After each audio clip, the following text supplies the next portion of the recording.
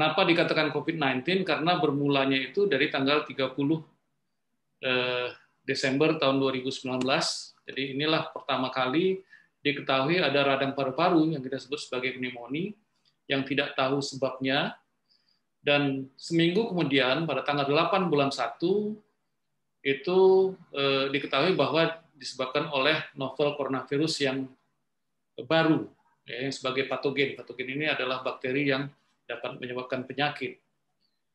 Kemudian 2 minggu kemudian, tanggal 20 bulan 1, ini Profesor Nansen Zhong confirm bahwa ada penularan dari orang ke orang.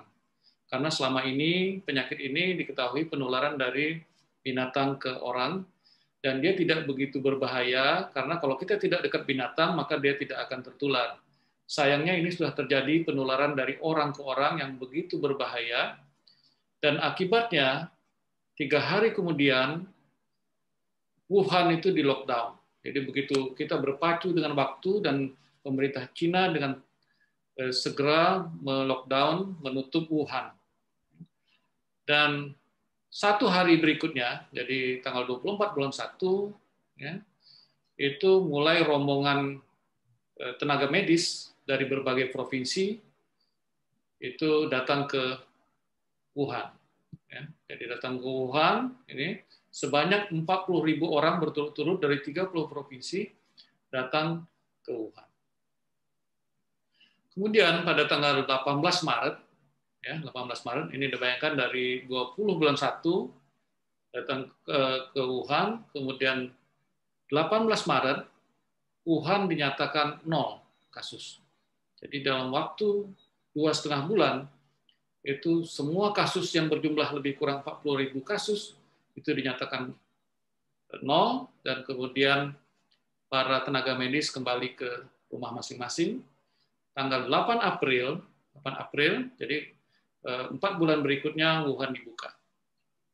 Jadi begitu dahsyatnya ini pertama kali, dan kemudian begitu dahsyatnya upaya mereka, dan dalam waktu 4 bulan penyakit ini bisa dihilangkan. Dan kalau kita lihat, ada 2 alasan kenapa dia begitu cepat hilang di muka bumi Cina. Tidak lain adalah karena ini, patuh dan disiplin. Jadi ada cerita, dokter-dokter di Cina didatangkan ke Italia, karena di Italia ada wabah waktu itu. Kebetulan di Italia itu ada lockdown, itu dokter dari Cina itu terheran-heran, lockdown-nya kok seperti ini, masih banyak orang jalan, masih banyak yang lain-lain. Jadi dapat dibayangkan kalau orang dokter-dokter Cina itu datang ke kita, ke Jakarta, ke Indonesia, yang dengan PSBB, ya, semua orang bebas pergi kemana-mana, semua orang bebas makan dan minum, bahkan ada yang pergi pesta, itu satu hal yang tidak memenuhi azas patuh dan disiplin ini.